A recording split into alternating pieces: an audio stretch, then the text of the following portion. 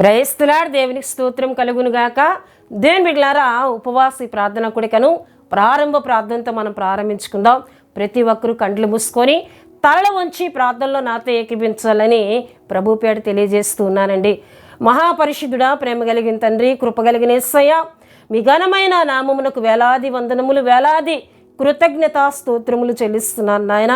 తండ్రి, నువ్వు దయగలిగిన దేవుడు, కృపగలిగిన దేవుడు, ప్రార్థనలను వినే దేవుడు, పరిశుద్ధుడానికి వందనాలు చెల్లిస్తున్నాను. ఉపవాసి ప్రార్థన కుడికిలో ఎంతమంది అయితే వారి సమస్యల కొరకు ఏకీభించి ప్రార్థిస్తున్నారో వారందరి పక్షంగా మీ కార్యములు జరిగించమని ప్రార్థిస్తున్నాను. తండ్రి, మీకు వందనాలు. ఎట్టి సమస్యలో ఉన్న విడుదల దయచేయమని ప్రార్థిస్తూ ఉన్నాను. పరిశుద్ధాత్మ దేవానికి స్తోత్రాలు చెల్లిస్తున్నాను నాయన. పాడుచున్న పాటలో మీరుండండి, చెప్పబడుతున్న శ్రేష్టమైన మీ మాటల్లో మీరుండండి. చేస్తున్న ప్రార్థన విజ్ఞాపనలో మీ ఆత్మ సహాయం దయచేయమని, ఉపవాసి ప్రార్థన కూడిక ప్రారంభము నుండి ముగింపు వరకు మీరు మాతో పాటు ఉండి నడిపించి మీ నామమునకు మహిమ తెచ్చుకోమని యేసు నామములో అడుగుచున్నాం తండ్రి. ఆమేన్, ఆమేన్. హల్లెలూయా, హల్లెలూయా. దేవుని బిడ్డలారా, ప్రార్థనలో ఏకీభించిన మీ అందరికీ నా శుభవందనాలు తెలియజేస్తున్నానండి. ఈ సమయంలో మా కోడల గారు దేబోరాములు వచ్చి ఒక చక్కటి ఆత్మీయ గీతం పాడి ప్రభువుని గనపరుస్తారు. తనతో పాటు కలిసి ప్రభువుని గనపరచాలని ప్రభు పేట తెలియజేస్తూ ఉన్నానండి.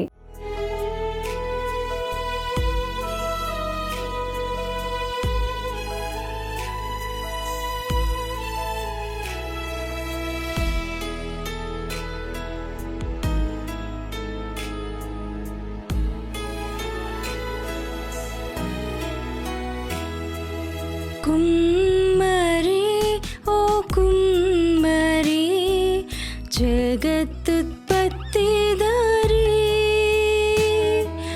జిగటమన్నైన నా వంక చల్లగా చూడుమయ్యా, చల్లగా చూడుమయ్యా. కుమ్మరి ఓ కుమ్మరి, జగత్తుత్పత్తిదారి, జిగటమన్నైన నా వంక చల్లగా చూడుమయ్యా, చల్లగా చూడుమయ్యా.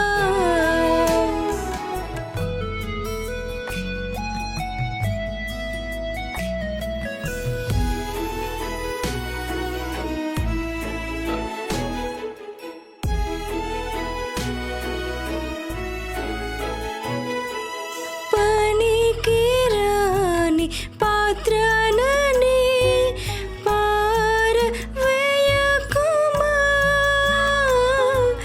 పొంగి పొరలు పాత్రగా నన్ను నింపుమా. సువార్తలోని పాత్రలన్నీ శ్రీ యేసుని పొగడుచుండా, సాక్షిగా నుండు పాత్రగా చేసి సత్యముతో నింపుము తండ్రి, సత్యముతో నింపుము తండ్రి.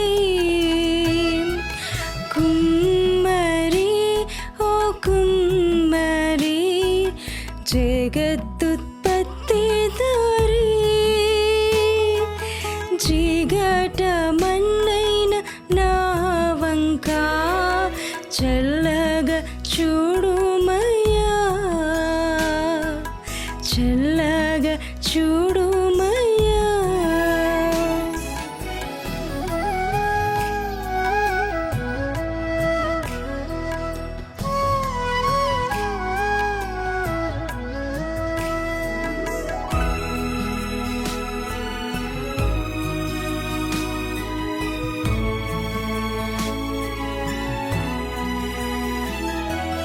వేలు వేలేని పాత్రను నేను, కొను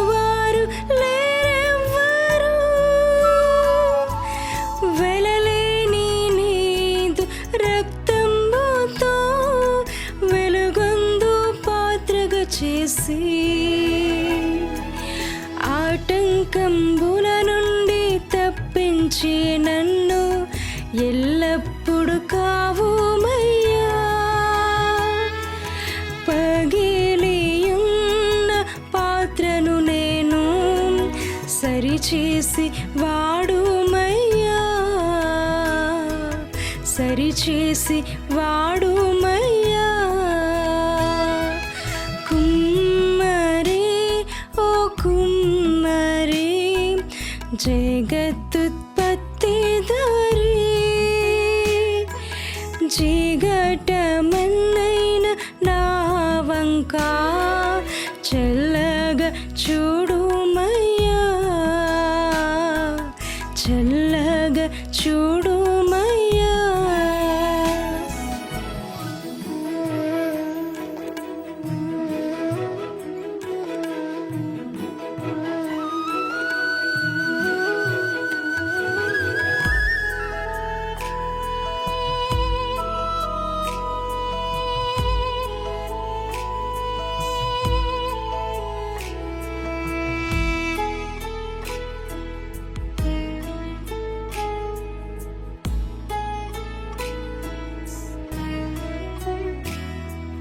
లోకాశతో నిండి ఉప్పొంగుచు మార్గంబు నే తప్పితిన్. మనుష్యేచ్ఛలన్నీయు స్థిరమనుచునే మనశ్శాంతి కోల్పోతిని. పోగొట్టుకున్న పాత్రయనుచు పరుగెత్తి నన్ను పట్టితివి. ప్రాణంబు నాలో ఉన్నప్పుడే నీ పాదంబులు పట్టితిన్, నీ పాదంబులు పట్టితిన్. కుమ్మరి ఓ కుమ్మరి జగత్తుత్పత్తిదారి, జిగటమన్నైన నా వంక చల్లగా చూడుమయ్యా, చల్లగా చూడుమయ్యా.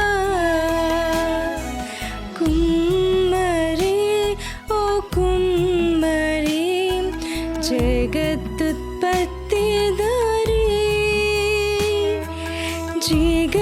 జిగటమన్నైన నా వంక చల్లగా చూడుమయ్యా, చల్లగా చూడుమయ్యా. దేవుని బిడ్డలారా, చక్కటి పాట పాడి ప్రభు నామాన్ని గనపరిచిన దెబోరములు బట్టి తనతో పాటు కలిసి ప్రభువుని గనపరిచిన మీ అందరిని బట్టి నేను దేవుని స్తుతిస్తూ ఉన్నానండి. హల్లెలూయా, హల్లెలూయా. దేవుని బిడ్డలారా, ప్రతి శుక్రవారం నడిపించబడుతున్న మా ఉపవాస ప్రార్థన కూడికను వీక్షిస్తూ ఆత్మీయంగా బలపడుతున్న మీ అందరిని బట్టి దేవుని స్తుతిస్తున్నాను. మీ అందరి కొరకు ప్రార్థన చేస్తున్నామండి. చాలామంది మా కొరకు ప్రార్థన చేయమని, వారి యవ్వన బిడ్డల కొరకు కూడా ప్రార్థన చేయమని వారు ప్రార్థనలు తెలియజేస్తూ ఉన్నారు. వారందరి కొరకు ప్రార్థిస్తున్నామండి. మీలో ఎవరికైనా ఎట్టి ప్రార్థన అవసరతలున్నా మాకు తెలియజేసినట్లయితే భారముతో వాటి కొరకు ప్రార్థన చేస్తామండి. హల్లెలూయా. దేవుని బిడ్డలారా, మా కొరకు, మా పరిచర్య కొరకు విశ్వాసంతో నడిపించబడుతున్న మా పరిచర్య అంతటి కొరకు కూడా మీ అనుదిన ప్రార్థనలో జ్ఞాపకం చేసుకోవాలని ప్రభు పేరు తెలియజేస్తూ ఉన్నారండి. హల్లెలూయా. దేవుని బిడ్డలారా, మన వాక్య ధ్యానాంశంలోనికి మనం వెళ్ళిపోదాం. మనం ప్రతి వారం కూడా ఒక అంశమును ధ్యానం చేసుకుంటున్నాం. దేవుని బిడ్డలారా, ఆ అంశము ఏమిటి అంటే బైబిల్ గ్రంథంలోని రాజులు వారి ఆత్మీయతను తెలుసుకుందాం. బైబిల్ గ్రంథంలోని రాజులు వారి ఆత్మీయతను తెలుసుకుందాం అను అంశమును గడిచిన అనేక వారాలుగా మనం ధ్యానం చేసుకుంటూ వస్తున్నాం. ఈ వారం మరికొన్ని ఆత్మీయ విషయములను మనం ధ్యానం చేసుకుందామండి. గడిచిన దేవుని బిడ్డలారా వారం మనం తెలుసుకున్న విషయమును మరొకసారి మనం జ్ఞాపకం చేసుకుందాం. దేవుని బిడ్డలారా, దావీదు యుద్ధమునకు వెళ్ళినప్పుడు ఫిలిస్తీన్ల మీద దావీదు సొమ్మసిల్లి పడిపోయే పరిస్థితి వచ్చినప్పుడు దావీదును ఇక యుద్ధమునకు రావద్దని, ఎందుకంటే వయస్సు తన మీద పడుతుంది గనుక మాకు దీపముగా ఉన్న నీవు ఆరిపోకూడదు, నీకే హాని కలగకూడదని దేవుని బిడ్డలారా అక్కడ కొంతమంది దావీదు చేత ప్రమాణము చేయించుకొని ఇక దావీదును యుద్ధమునకు తీసుకొని వెళ్ళట అప్పటి నుండి మానివేసినట్లు మనం చెప్పుకోవడం జరిగింది. అంతేకాకుండా దేవుని బిడ్డలారా దావీదు దేవుని బిడ్డలారా ఏమండి 23వ అధ్యాయము మొత్తం మనం చూసినట్లయితే దేవుడు తన జీవితంలో చేసిన అనేక మేలును బట్టి, శత్రువుల చేతిలోండి తను విడిపించిన విధానాన్ని బట్టి, సౌలు చేతిలోండి తను విడిపించిన విధానాన్ని బట్టి దేవునికి పూర్ణ హృదయంతో కృతజ్ఞతాస్తుతులు చెల్లించటం కూడా మనం గడిచిన వారం తెలుసుకోవడం జరిగిందండి. హల్లెలూయా, హల్లెలూయా. దేవుని బిడ్డలారా ఎంతటితో మనం ముగించుకున్నాం.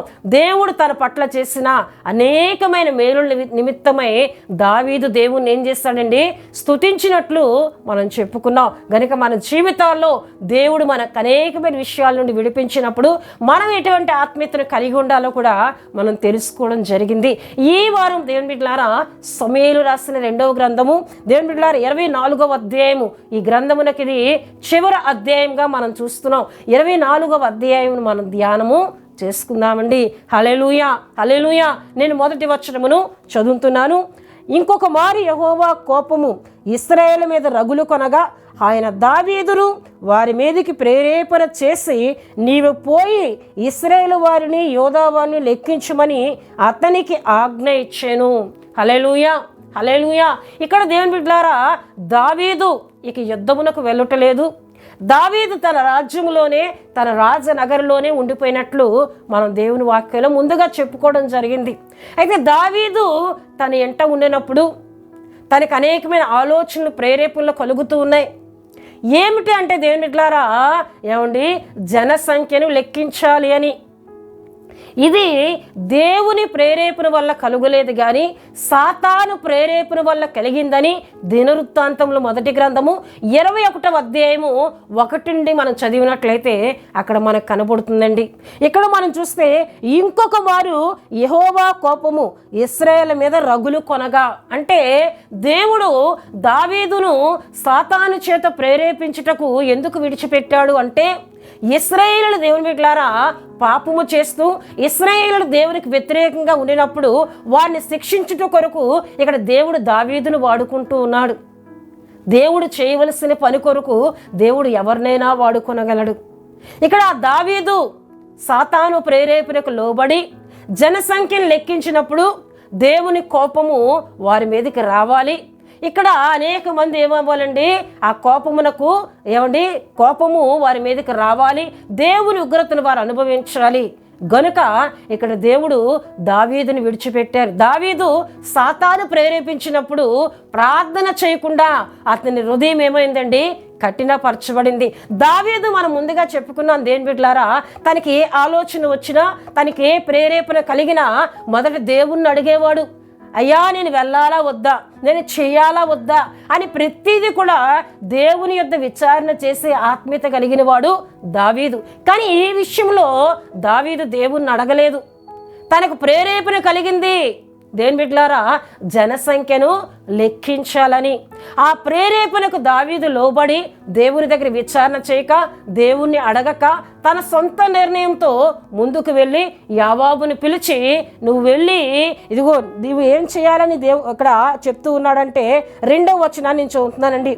అందుకు రాజు తన యొద్దనున్న సైన్యాధిపతి అయిన యోవాబుని పిలిచి జనసంఖ్య ఎంతైనది వారు తెలియజేయలందులకై దాను మొదలుకొని బెయేర్షెబా వరకు ఇశ్రాయేలు గోత్రంలో నీవు సంచారము చేసి వారిని లెక్కించమని ఆజ్ఞ ఇయ్యగా, దాను మొదలుకొని బెయేర్షెబా వరకు మొత్తం అన్ని గోత్రాల వారిని నువ్వు లెక్కించి అందులో బాలాఢ్యులైన వారు, యుద్ధంలో నేర్పరగలిగిన వారు ఎవరు ఎంత అనేది నువ్వు లెక్కించి నాకు తెలియజేయాలి అని దేవుని బిడ్డలారా ఇక్కడ సేనాధిపతి అయిన యోవాబునకు తెలియజేసినట్లు మనం చూస్తాం. అయితే యోవాబు ఒక మాట అంటాడు, అయ్యా నిన్ను దేవుడు గొప్పగా ఆశీర్వదించాడు, నీకు చాలా జనాంగం ఉంది, ఇప్పుడు మనం లెక్కించవలసిన పని లేదు, ఇది మనకు అవసరమా అని అడిగినా ఆ మాటను వ్యతిరేకించి నువ్వు జనసంఖ్యను లెక్కించు అని ఖండితంగా దావీదు ఆజ్ఞాపించినట్లు దేవుని వాక్యంలో మనం చూస్తాం. దేవుని బిడ్డలారా, హల్లెలూయా హల్లెలూయా. ఇక్కడ దేవుని కోపము ఇశ్రాయేలు మీదకి వస్తూ ఉంది. అయితే ఇశ్రాయేలు మీద కోపం రావట్లో దేవుడు ఇక్కడ దావీదును వాడుకుంటూ ఉన్నారు. దేవుని బిడ్డలారా, ఇవన్నీ కూడా దేవుని యొక్క ఆలోచన ప్రకారంగానే జరుగుతూ ఉన్నాయి. అయితే దానికి దావీదు కూడా ముందుకు వెళ్తూ ఉన్నాడు. దావీదు కూడా ఆలోచన లేకుండా ఇంట్లో ఖాళీగా ఉంటూ ఏదో ప్రేరేపణ ఆలోచనలు తనకు వస్తూ ఉన్నప్పుడు దాని ప్రకారం నడుస్తూ ఉన్నాడు. కానీ దావీదు కూడా దేవుని దగ్గర అడగలేని ఆత్మీయత, ప్రార్థించలేని కఠినత్వంలో ఉండిపోయినట్లు కూడా దేవుని వాక్యంలో మనం చూస్తామండి. హల్లెలూయా. దేవుని బిడ్డలారా, మనకు కలుగుతున్న ప్రేరేపణలు, మనకు వస్తున్న ఆలోచనలు అవి దేవుని ద్వారా ప్రేరేపణ వస్తుందా లేక సాతాను మనల్ని ప్రేరేపిస్తున్నాడా గ్రహించే ఆత్మీయతను మనం కలిగి ఉండాలండి. మనకు ప్రేరేపణ కలుగుతుంది, ఆ ప్రేరేపణ ఎవరిలో ఉండి వస్తుంది? సాతాను నుంచి వచ్చిందా లేక దేవుడే నన్ను ప్రేరేపిస్తూ ఉన్నాడా అనే ఆలోచన మనం కలిగి ఉండాలండి. అలా మనం కలిగి దాన్ని గ్రహించే స్థితిని మనం ఉంటే ఎటువంటి దేవుని కోపాన్ని మనం పొందుకోం. దావీదు గ్రహించి ఉంటే అక్కడ దేవుని కోపం అక్కడితో ఆగిపోను. దాన్ని గ్రహింపలేని స్థితిలో నేను రాజును, నేను చెప్పినట్లు చెయ్యాలి అని ఒక అహంభావంతో ఆ యావాబు చెప్పినప్పటికీ ఆజ్ఞ ఖండితంగా పెట్టినట్లు అక్కడ దేవుని వాక్యంలో మనం చూస్తున్నాం. దేవుని బిడ్డలారా, హల్లెలూయా హల్లెలూయా. మన ప్రేరేపణ ఎలా ఉంది? దేవుని బిడ్డలారా, బైబిల్ గ్రంథంలో దేవుని వాక్యంలో మనం చూస్తే ఒక చిన్నది తల్లి ప్రేరేపణ ద్వారా ఒక భయంకరమైన పని చేసింది. ఆమె ఎవరంటే హేరోదియ కుమార్తె అని మనం దేవుని వాక్యంలో మనం చూస్తాం. చూడండి ప్రియ దేవుని బిడ్డలారా, మత్తయి సువార్త మనం చూసినట్లయితే మత్తయి సువార్త 14వ అధ్యాయము 18వ వచనంలో మనం చూసినట్లయితే అక్కడ ఒక యవనస్తురాలు మనకు కనిపిస్తూ ఉంటుందండి. ఆ యవనస్తురాలను మనం చూసినట్లయితే ఆమె ఎవరి ప్రేరేపణ బట్టి ఆమె చేస్తూ ఉంది అని దేవుని వాక్యంలో మనం చూసినట్లయితే తల్లి తనకు నేర్పుతుంది. తల్లి తనకి ఈ విధంగా నువ్వు చెప్పాలి, ఈ విధంగా నువ్వు వెళ్ళాలి అని తల్లి ప్రేరేపణ ద్వారా వెళ్ళే కుమార్తెగా దేవుని వాక్యంలో మనం చూస్తాం. చూడండి 14వ అధ్యాయము నేను చదువుతున్నానండి 8వ వచనంలో. అప్పుడు ఆమె తన తల్లి చేత ప్రేరేపింపబడినది బాప్తీసమిచ్చి యోహాను తలను ఇక్కడ పళ్ళెంలో పెట్టి నాకు ఇప్పించమని అడిగాను. ఇక్కడ హేరోదియ అనొక ఆమె కుమార్తె. ఈ కుమార్తెను మనం చూసినట్లయితే ఈ కుమార్తె హేరోదు రాజుని అడుగుతుంది, బాప్తీసమిచ్చు యోహాను తలను కొట్టించి దాన్ని పళ్ళెములో పెట్టి నాకు అప్పగించాలి అని ఆమె అడుగుతుంది. ఎవరి ప్రేరేపణ ద్వారా అడుగుతుందండి? తల్లి ప్రేరేపణ ద్వారా అడుగుతున్నట్లు దేవుని వాక్యంలో మనం చూస్తాం. బాప్తీసమిచ్చు యోహాను దేవుని బిడ్డలారా ఈ హేరోదియను ఖండించాడు. నీ భర్తను విడిచి నీకు బావ వరుస వచ్చే ఏ రోజు రాజుతో నువ్వు పాపము చేస్తూ ఉన్నావు, ఇది తప్పు అని ఖండించినందుకు దేవుని బిడ్డలారా ఈ హేరోదియ బాప్తీసమిచ్చి యోహాను మీద పగబట్టి తన కుమార్తెను హేరోదు జన్మదినము రోజున నాట్యము చేయించి దానికి పరవశుడైన రాజు నీకేమి కావాలన్నా నేను ఇస్తానన్నప్పుడు ఆ కుమార్తె తల్లి వద్దకు వెళ్ళి నేను ఏమి అడగాలంటే తల్లి ప్రేరేపిస్తుంది, బాప్తీసమిచ్చు యోహాను తలను అడుగని.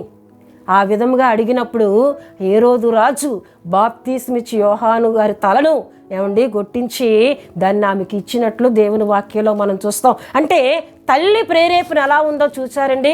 ఒక యవ్వన బిడ్డ జీవితాన్ని పాడు చేస్తుంది. ఒక యవ్వన బిడ్డ జీవితం నాశనానికి కారకురాలుగా ఈ హేరోదియ ఉంది. దేవుని బిడ్డలారా, ఆమె ప్రేరేపణ మంచికి లేదు, కుమార్తె జీవితాన్ని చెరిపే విధంగా ఉంది. చాలామంది తల్లులను మనం చూసినట్లయితే వారి కుమార్తెలకు మంచి ప్రేరేపణ మంచిని నేర్పట్లేదు, చెడు ప్రేరేపణలు వారికి నేర్పుతూ ఉన్నారు, చెడుతనమును వారికి నేర్పుతూ ఉన్నారు. చెడుతనము చేత వారి కుమార్తె జీవితాలు నాశనపరుస్తూ ఉన్నారు. ఇటువంటి తల్లులను ఎంతోమందిని మనం చూస్తున్నాం దేని బిడ్డలారా. ఒక యెజబేలైనా ఒక అతల్య అయినా వారి పిల్లలను నాశనం వైపునకు ప్రేరేపించిన తల్లులుగా బైబిల్ గ్రంథంలో మనం చూస్తాం. ఇక్కడ హేరోదియా కూడా అటువంటి తల్లిగా ఉంది. తన కుమార్తెకు ఏమి నేర్పిందండి? ఒక వ్యక్తిని నరహత్య చేయించి ఆ తలను తెప్పించమని ప్రేరేపణ, తల్లి ప్రేరేపణ ద్వారా ఆ కుమార్తెను ముందుకు నడిపించుకునే అంతగా ఆ కుమార్తెను లోపరుచుకుంది. ప్రియదేవుని బిడ్డలారా, ఏమండి చాలామంది తల్లులు వారి పిల్లలకి ఇష్టం వచ్చినట్లు విడిచిపెట్టి, నీకు ఇష్టం వచ్చినట్లు బ్రతుకు, నీ పాపమునకు నేను అడ్డురాను, నువ్వు ఎలా బ్రతికినా నేను అడ్డురాను, నేను చెప్పినట్లు నువ్వు వినాలి, నేను ఎప్పుడు ఏది చెప్తే నువ్వు అది చెయ్యాలి అనేటటువంటి భ్రష్టత్వము కలిగిన తల్లులు ఎంతోమంది మనకు ఎదురవుతూ ఉంటారండి. హల్లెలూయా. ఈ హేరోదియా అలాగే ఉండినట్లు దేవుని వాక్యంలో మనం చూస్తాం. హల్లెలూయా. గనుక దేవుని బిడ్డలారా, మన పిల్లలను మంచి విషయాల్లో ప్రేరేపించే తల్లిగా, మంచి విషయాల్లో ప్రేరేపించే తండ్రిగా ఉండాలి తప్ప చెడ్డ విషయాల్లో ప్రేరేపించే వారిగా ఉంటే వారు నాశనం తెచ్చుకుంటారు, ఈ ప్రేరేపించే వారు కూడా నాశనాన్ని తెచ్చుకుంటారని దేవుని వాక్యము సెలవిస్తుందండి. పిల్లలకి ఏమి నేర్పాలండి? మంచి ప్రేరేపణ, మంచి ఆలోచనలు నేర్పేవారిగా ఉండాలని దేవుని వాక్యం సెలవిస్తుంది. హల్లెలూయా, హల్లెలూయా. రెండవదిగా మనం చూస్తే సాతాను ప్రేరేపణకు లోబడ్డారంట ఇద్దరు భార్యాభర్తలు. వారు ఎవరు అని మనం చూస్తే అననీయ సప్పీరా అని దేవుని వాక్యంలో ఏమంటే అపోస్తుల కార్యములు 5వ అధ్యాయం 3వ వచనంలో మనకు కనిపిస్తుంది. చూడండి దేవుని బిడ్డలారా, నేను చదువుతున్నానండి. అపోస్తుల కార్యములు 5వ అధ్యాయం 3వ వచనంలో మనం చూస్తే, అప్పుడు పేతురు, అననీయ, నీ భూమి వెలలో కొంత దాచుకొని పరిశుద్ధాత్మను మోసపుచ్చుటకు సాతాను ఎందుకు నీ హృదయమును ప్రేరేపించెను? సాతాను ఎందుకు నీ హృదయమును ప్రేరేపించెను? సాతాను ఇప్పుడు అననీయ హృదయాన్ని ఏం చేసిందండి? ప్రేరేపించింది. ఎంత ఇచ్చేస్తావా? ఎంత ఇస్తే నీ పరిస్థితి ఏమవుతుంది? కొంత దాచుకొని కొంత ఇవ్వు అనే తన మనస్సులో సాతాను ఏం చేసిందండి? ప్రేరేపణ కలుగు చేసినప్పుడు సాతాను ప్రేరేపణకు లోబడి పరిశుద్ధాత్మను దుఃఖపరుస్తూ కొంత దాచుకొని కొంత తీసుకొని వచ్చి అపోస్తుల పాదముల యొద్ద పెట్టినట్లు అక్కడ దేవుని వాక్యంలో మనం చూస్తాం. దేవుని బిడ్డలారా, హల్లెలూయా. దేవుని బిడ్డలారా, దేవుని దగ్గర మనం ఒక మొక్కుబడి చేసుకున్నామా? దేవునికి ఏదైనా మనం ఇద్దామని మొక్కుబడి చేసుకున్నామా? అది మన అక్షరాలా నెరవేర్చాలండి. దాని విషయంలో కొంత దాచుకునే పరిస్థితి, కొంత దాచుకునే బలహీనత మనలో ఉండినట్లయితే అది సాతాను ప్రేరేపణ, అది దేవుని ప్రేరేపణ కాదండి. చాలామంది నాకు ఉద్యోగం వచ్చినట్లయితే మొదటి జీతం నీ దేవుని పనికి ఇచ్చేస్తాను అని మందిరంలో మొక్కుబడి చేసుకుంటారు. ఉద్యోగం వచ్చింది, జీతం వచ్చింది, అదంతా ఇవ్వడానికి వారికి ఏమిటంటే మనసు అంగీకరించదు. ఇంత ధనం ఒక్కసారి ఇచ్చేయాలా అని చెప్పి దశమ భాగం మాత్రం తెచ్చిచ్చి మిగతాది వారు ఉంచుకుంటూ ఉంటారు. కానీ ముందు వారు ప్రేరేపణ ఎలా ఉంది? మొత్తం ఇస్తానని ఉంది. మొదటి జీతం దేవుని పనికిస్తానని వారు మొక్కుబడి చేసుకున్నారు.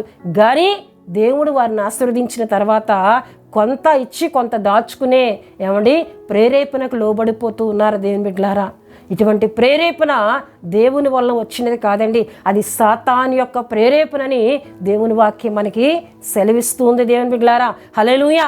ఈ విధముగా చేసిన అననీయ సప్పీరా ఒక్కరోజే 3 గంటల వ్యవధిలో ఇద్దరు మరణమైనట్లు దేవుని వాక్యంలో మనం చూస్తాం. సాతాను ప్రేరేపణకు లోబడ్డారు. దేవుని బిడ్డ, వాక్యం వింటున్న నీవు ఏ ప్రేరేపణకు లోబడుతున్నావు? పరిశుద్ధాత్మ ప్రేరేపణకు లోబడుతున్నావా? లేక సాతాను ప్రేరేపణకు లోబడుతున్నావా? సాతాను నిన్ను ప్రేరేపించినప్పుడు అది సాతాను ప్రేరేపణ గ్రహించే ఆత్మ అభిషేకము కలిగి ఉండాలి. ఆత్మ నడిపింపులో నీవు ఉండాలి. ఆత్మానుసారంగా నువ్వు నడిస్తే, వాక్య ప్రకారం నడిస్తే ఏది సాతాను ప్రేరేపణో ఏది దేవుని ప్రేరేపణో ఎరిగే ఆత్మ నువ్వు కలిగి ఉంటావు. హల్లెలూయా. అట్టి ఆత్మ కొరకు మనం భారంతో ఉపవాసం ఉంటున్న మనము ప్రార్థన చేయాలని దేవుడు ఈ దినాన్ని మనందరితో మాట్లాడుతూ ఉన్నారండి. హల్లెలూయా, హల్లెలూయా. అంతేకాకుండా దేవుని బిడ్డలారా, ఎఫెసీయులకు రాసిన పత్రిక 2వ అధ్యాయము 2వ వచనములో మనం చూసినట్లయితే, మునుపు మనము శరీర ప్రేరేపణ చేత నడుచుకున్నామని, అవి మనలను ఎలా నడిపిస్తే అలా నడుచుకున్నామని, ఇప్పుడు వాటి ప్రేరేపణకు మనం లోబడకుండా ఉండాలని పౌలు గారు తెలియజేసినట్లు అక్కడ మనకు కనబడుతుంది. చూడండి, మీరు వాటిని చేయుచు వాయుమండల సంబంధమైన అధిపతిని అనగా అవిధేయులైన వారిని ఇప్పుడు ప్రేరేపించు శక్తికి అధిపతిని అనుసరించి ఈ ప్రపంచ ధర్మము చొప్పున మునుపు నడుచుకుంటరి. వాటితో కలిసి మనమందరము శరీరము యొక్కయు మనస్సు యొక్క కోరికలు నెరవేర్చుకొనుచు మన శరీరాశలను అనుసరించి మునుపు ప్రవర్తించుచు కడమ వారి వలె స్వభావ సిద్ధమైన దైవోగ్రతకు పాత్రులమై ఉంటిమి. అయితే ఇప్పుడు కరుణా సంపన్నుడైన క్రీస్తు రక్తమునెద్దకు మనం వచ్చాము గనక ఇప్పుడు మీరు చూడ 1లో మనం చూస్తే మీ అపరాధముల చేతను పాపముల చేతను మీరు చచ్చిన వారై ఉండగా ఆయన మిమ్మల్ని క్రీస్తుతో కూడా బ్రతికించెను. ఆయన క్రీస్తుతో కూడా మిమ్మల్ని బ్రతికించాడు. ఆయన రక్తము ద్వారా మిమ్మల్ని బ్రతికించారు గనుక మునుపు మీరేంటంట శరీర కోరికల ప్రేరేపణ చొప్పున మీరు నడిచారు. ఇప్పుడు మీరు క్రీస్తు రక్తంలో కడగబడ్డారు గనక ఆ శరీర కోరికల ప్రేరేపణకు మీరు లోబడక దేవునికి లోబడే ఆత్మీయతను కలిగి ఉండాలని ఇక్కడ పౌలు గారు హెచ్చరిస్తూ ఉన్నట్లు దేవుని వాక్యంలో మనం చూస్తున్నాం. దేవుని బిడ్డలారా, 4వదిగా మనం చూసినట్లయితే దేవుని బిడ్డలారా ఇర్మియా గ్రంథము 20వ అధ్యాయం 7వ వచనములో మనం చూసినట్లయితే అక్కడ ఇర్మియా అంటుంటాడు, అయ్యా నువ్వు ప్రేరేపింపగా నీ ప్రేరేపణకు నేను లోబడుతుని. దేవుడు ఇర్మియాని ఏమని ప్రేరేపించారు? కఠినాత్మల యొద్దకు, దుర్మార్గ పనులు చేసే రాజుల యొద్దకు, అధికారుల యొద్దకు నువ్వు వెళ్ళి నేను సెలవిచ్చిన మాటలను తెలియజేయు అని దేవుడు ఇర్మియాతో మాట్లాడినప్పుడు ఇర్మియా వెళ్ళి వాటిని వారికి తెలియజేసే విషయంలో, ఆ ప్రేరేపణ విషయంలో నేను లోబడుతున్నయ్యా.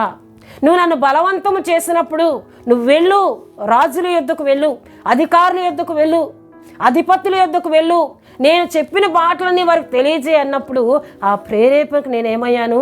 లోబడి తిని. నేను చెప్పకుండా ఉండలేకపోతున్నానయ్యా. చెప్పితే వారు నన్ను శిక్షిస్తూ ఉన్నారు, చెప్తే వారు నన్ను బాధిస్తున్నారు, ఇక చెప్పను అని నేను అనుకుంటున్నాను కానీ నేను ఉండలేకపోతున్నానయ్యా. నువ్వు చెప్పిన మాటలకు నేను లోబడకుండా, నీ ప్రేరేపణకు నేను లోబడకుండా నేను ఉండలేకపోతున్నానయ్యా. నువ్వు చెప్పిన మాటలను నేను ఇతరులకి వారికి వెళ్ళి తెలియజేస్తాను. వారి ద్వారా నాకు శ్రమ వచ్చినా, వారి ద్వారా నాకు శిక్ష వచ్చినా నేను అనుభవిస్తానయ్యా. నీ ప్రేరేపణ మాత్రం నేను లోబడకుండా ఉండలేనయ్యా అని అక్కడ ఇర్మియా దేవుని యొద్ద ప్రార్థన చేస్తున్నట్లు దేవుని వాక్యంలో మనకు కనబడుతుంది. 20వ అధ్యాయము 7వ వచనం నుండి మనం చదివినట్లయితే అండి, హల్లెలూయా హల్లెలూయా. గనుక దేవుని బిడ్డలారా దేవుని ప్రేరేపణ ఇర్మియాకుంది. ఇర్మియా దేవుని ప్రేరేపణతో దేవుని మాటలను ప్రకటిస్తూ ఉన్నాడు. మరి నీ ప్రేరేపణ ఎలా ఉంది? సాతాను చేత ప్రేరేపింపబడుతున్నావా? శరీర కోరికలకు ప్రేరేపించబడుతున్నావా? మునుపు విడిచిన వాటిని మరలా అవి నీ శరీరం మీదకి వచ్చి నేను ప్రేరేపిస్తున్నప్పుడు లోబడుతున్నావా? లేక దేవుని ప్రేరేపణకు లోబడుతున్నావా? దేవుడు మనలను పరీక్షించుకోమని ఆయన మనతో మాట్లాడుతున్నారండి. హల్లెలూయా. దేవుని ప్రేరేపణకు లోబడే ఆత్మీయతను మనం కలిగి ఉండాలి. హల్లెలూయా హల్లెలూయా. దేవుని బిడ్డలారా, దేవుని ప్రేరేపణకు లోబడే ఆత్మీయతను కలిగి ఉండాలని ఇంతవరకు మనం చెప్పుకోవడం జరిగింది. సాతాను ప్రేరేపణకు మనం లోబడినట్లయితే ఎటువంటి పరిస్థితులను ఎదుర్కొంటామో కూడా అనేకమైన విషయాలు మనం తెలుసుకున్నాం. అయితే దావీదు సాతాను ప్రేరేపణకు లోబడిన వాడే దాను మొదలుకొని బెయేర్షెబా వరకు జనసంఖ్యను లెక్కించమని ఖండితంగా ఆజ్ఞాపించినప్పుడు ఆ విధంగానే లెక్కించడం కూడా జరిగిందండి. ఎప్పుడైతే దావీదు లెక్కించాడో ఇప్పుడు దావీదులో ఒక భయం పట్టుకుంది.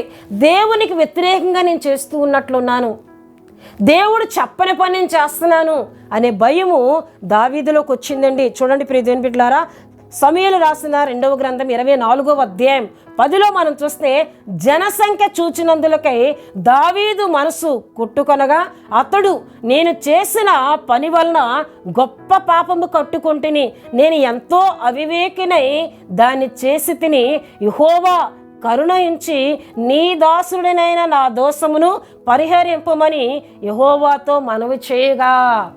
చేయడం అయితే చేశాడు దేవుని బిడ్డలారా. ఎవరి ప్రేరేపణతో చూడండి, దినవృత్తాంతములు మొదటి గ్రంథము 21వ అధ్యాయం మొదట్లో మనం చూస్తే, తరువాత సాతాను ఇశ్రాయేలుకు విరోధంగా లేచి ఇశ్రాయేలు లెక్కించుటకు దావీదును ప్రేరేపింపగా, దావీదు యావాబునకు జనుల యొక్క అధిపతులకును, మీరు వెళ్ళి బెయేర్షెబా మొదలుకొని దాను వరకు ఉండి ఇశ్రాయేలును ఎంచి వారి సంఖ్య నాకు తెలియజేయుటకై నా యొద్దకు దాన్ని తీసుకొని రండి అని ఆజ్ఞ ఇచ్చాను. హల్లెలూయా. ఇచ్చడం అయితే ఇచ్చాడు, జనసంఖ్యనైతే లెక్కించమన్నాడు. ఇదంతా జరిగిన తర్వాత దావీదులకు భయం పుట్టుకుందండి. దావీదులకు భయము, నేను దేవునికి వ్యతిరేకంగా చేస్తున్నానే ఒక భయము, దేవుని ప్రేరేపణ కాకుండా, దేవుని ఆలోచన కాకుండా, దేవుణ్ణి అడగకుండా నా సొంత ఆలోచనలో వెళ్ళాను, ఇప్పుడు దేవుని కోపం వస్తుందని ఒక భయముతో ప్రార్థన చేయడం మొదలుపెట్టాడు. అయ్యా, నువ్వు కరుణ కలిగిన దేవుడు, నా పాపాన్ని పరిహరించయ్యా, నేను చేసింది తప్పు అని ప్రార్థన చేసినప్పుడు దీర్ఘదర్శి అయిన గాదును దేని బిడ్డలారా దేవుడు దావీదు వద్దకు పంపి 3 తెగుళ్లను దావీదు ఎదుట ఉంచాడు దేవుడు. అవి ఏమిటి అని మనం చూసినట్లయితే చూడండి ప్రియదేవుని బిడ్డలారా, 13వ వచనాన్ని నేను చదువుతున్నానండి. కావున గాదు దావీదు వద్దకు వచ్చి ఇట్లని సంగతి తెలియజెప్పెను, నీవు నీ దేశమందు 7 సంవత్సరములు క్షామము కలుగుటకు ఒప్పుకుందువా? నిన్ను తరుముచున్న నీ శత్రువుల ఎదుట నిలువలేక నీవు 3 నెలలు పారిపోవుటకు ఒప్పుకుందువా? నీ దేశమందు 3 దినములు తెగులు రేపుటకు ఒప్పుకుందువా? యోచన చేసి నన్ను పంపిన వానికి నేను ఇయ్యవలసిన ఉత్తరము నిశ్చయించి తెలియజెప్పమనెను. హల్లెలూయా.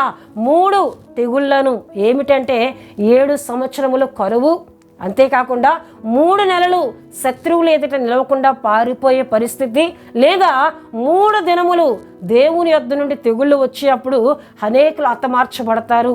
ఈ 3 కూడా దావీదు ఎదుటి పెట్టినప్పుడు నేను ఏమి చేయాలో నాకు తోచట్లేదని ఆలోచనతో మనుషుల చేతిలో పడుట కంటే దేవుని చేతిలో పడుటే మంచిదని, దేవుని ఉగ్రతకే నేను లోబడుతూ ఉన్నానని ఈ 3 దినములు దేవుని తెగుళ్ళకు దావీదు ఒప్పుకున్నప్పుడు దేవుని బిడ్డలారా, దేవుని యొద్ద నుండి దూత వచ్చి దాను మొదలుకొని బెయేర్షెబా వరకు ఏమండి అనేక మందిని హతము చేసుకుంటూ వెళ్ళగా 70,000 మంది కూలినట్లు, 70,000 మంది మరణం పొందినట్లు దేవుని వాక్యంలో మనకు కనబడుతుందండి. అయితే జనులు మరణిస్తూ ఉన్నారు. దేవుడు చూస్తూ, దేవుడు ఇశ్రాయేలు మీదకి తన కోపం పంపినా, ఇశ్రాయేలు మీదకి తన తెగులు పంపినా, ఎప్పుడైతే దేవుని బిడ్డలారా అందరూ మరణిస్తున్నారో దేవుడే దేవుని యొక్క దూతతో అంటున్నారు. చూడండి 16లో మనం చూస్తే, అయితే దూత యెరూషలేము పైన హస్తము చాపి నాశనము చేయబోయినప్పుడు యెహోవా ఆ కీడును గూర్చి సంతాపముంది, అంతే చాలును, నీ చెయ్యి తీయమని జనులను నాశనము చేయు దూతకు ఆజ్ఞ ఇచ్చెను. యెహోవా దూత యోబీసీయుడైన అర్నోనా యొక్క కళ్ళెము దగ్గర ఉండగా దావీదు జనులను నాశనం చేసిన దూతను కనుగొని యెహోవాను ఎలాగూ ప్రార్థించెను. హల్లెలూయా. దేవుడే ఇక ఆ దూతను ఆగమన్నప్పుడు ఆ దూత ఒక కళ్ళెము వద్దకు వెళ్ళి ఆగిపోయిందండి. ఇప్పుడు దావీదు అక్కడికి వెళ్ళి మరలా ప్రార్థన చేస్తూ ఉన్నాడు. దేవుడు గాదును పంపించి దీర్ఘదర్శి అని గాదును అక్కడికి పంపినప్పుడు ఆ గాదు వచ్చి అంటున్నాడు, ఇక్కడ నువ్వు యెహోవాకు బలిపీఠం కట్టి ఆయన్ని వేడుకో, ఈ తెగులు నిలవాలంటే నువ్వు ఇక్కడికి బలిపీఠం కట్టాలి అనినప్పుడు దేవుని బిడ్డలారా, యోబూషీయుడైన ఆ అర్నోనా అనే వ్యక్తి దగ్గర ఆ పొలము కొనాలి, అంతేకాకుండా అక్కడున్న ఎడ్లను కొనాలి, అక్కడ దేవునికి బలులు అర్పించాలి గనక వాటిని అడిగినప్పుడు ఆయన అంటున్నాడు, అయ్యా ఇవన్నీ నీవు తీసుకోమన్నప్పుడు దావీదు అంటున్నాడు, నేను ధనం ఇవ్వకుండా వెల ఇవ్వకుండా తీసుకోనని చెప్పి 50 తులముల వెండి ఇచ్చి ఆ స్థలమును ఆ ఎడ్లను కొని అక్కడ యెహోవాకు బలిపీఠము కట్టి దేశము కొరకు ప్రార్థన చేసినప్పుడు ఆ తెగులు నిలిచిపోయెను అని దేవుని వాక్యంలో మనకు కనబడుతుంది. చూడండి దేవుని బిడ్డలారా, 25వ వచనాన్ని నేను చదువుతున్నానండి. అక్కడ దావీదు యెహోవా నామమునకు బలిపీఠం కట్టించి దహన బలులను సమాధాన బలులను అర్పించెను. యెహోవా దేశము కొరకు చేయబడిన విజ్ఞాపనలను ఆలకింపగా ఆ తెగులు ఆగి ఇశ్రాయేలును విడిచిపోయెను. హల్లెలూయా. ఆ తెగులు ఆగి ఇశ్రాయేలును విడిచిపోయానని దేవుని వాక్యంలో మనం చూస్తున్నాం. అక్కడ కారణం దావీదని. దావీదయ్యా, నేను చేసిన పాపమునకు ప్రజలను శిక్షించొద్దయ్యా అని దేవుని బ్రతిమలాడుకున్నప్పుడు దేవుని బిడ్డలారా, దేవుడు మరలా తన తెగులును ఆపినట్లు, దేవుడు తన కోపమును మరలా వెనక్కి తీసుకున్నట్లు దేవుని వాక్యంలో మనం చూస్తాం. దావీదు దేశము కొరకు చేసిన విజ్ఞాపన దేవుడు ఆలకించి మరలా దేశమునకు నెమ్మది, దేశంలోకి క్షేమకరమైన పరిస్థితులను దేవుడు కలుగు చేసినట్లు మనం చూస్తున్నాం. దేవుని బిడ్డలారా, ఉపవాసం ఉండి ప్రార్థన చేస్తున్న మనము మన దేశము కొరకు విజ్ఞాపన చేయాలండి. మన దేశము కొరకు మనం విజ్ఞాపన చేస్తే దేశంలో జరుగుతున్న పరిస్థితులను ఆయన మార్చగలడు. దేశంలో అనేకమైన అక్రమాలు, అన్యాయాలు, మోసాలు జరుగుతున్నాయి. వీటి కొరకు ఉపవాసం ఉంటున్న ప్రతి ఒక్కరూ ప్రార్థించాలండి. దేశము కొరకు విజ్ఞాపన చేయాలి, దేశ క్షేమం కొరకు విజ్ఞాపన చేయాలి, దేశ రక్షణ కొరకు విజ్ఞాపన చేయాలి. దావీదు చేసిన విజ్ఞాపన, దావీదు దేశము కొరకు చేసిన విజ్ఞాపన దేవుడు ఆలకించి ఆ తెగులుని నిలిపివేసినట్లు, మరలా క్షేమము కలుగు చేసినట్లు దేవుని వాక్యంలో మనం చూస్తున్నాం. దేవుని బిడ్డలారా, మనము కూడా మనం ఉంటున్న దేశము కొరకు ఏం చేయాలి? ప్రార్థించాలి. మన దేశ క్షేమం కొరకు ప్రార్థించాలి, దేశ రక్షణ కొరకు ప్రార్థించాలి, దేశంలో జరుగుతున్న అక్రమాల కొరకు ప్రార్థించాలి. దేవుని బిడ్డలారా, యవనస్తుల కొరకు ప్రార్థించాలి, నశించిపోతున్న వారి కొరకు ప్రార్థించాలి. దేశం మీద నిలిచి ఉన్న దేవుని తెగులు నిలిచిపోవాలి అంటే ప్రార్థించాలండి. ప్రార్థించే విశ్వాసిగా మనం ఉండాలి, ప్రార్థించే ఆత్మీయులుగా మనం ఉండాలని దేవుని వాక్యం మనకి తెలియజేస్తూ ఉంది. హల్లెలూయా, హల్లెలూయా. దావీదు మరలా ప్రార్థన చేయగా దేవుడు దేశమును కాపాడారండి. హల్లెలూయా. గనుక దేవుని బిడ్డలారా, ఒకవేళ సాతాను ప్రేరేపణ ద్వారా నీ కుటుంబం మీదకి దేవుని కోపాన్ని తెచ్చుకున్నావా, మరలా నువ్వు ప్రార్థన చేయి.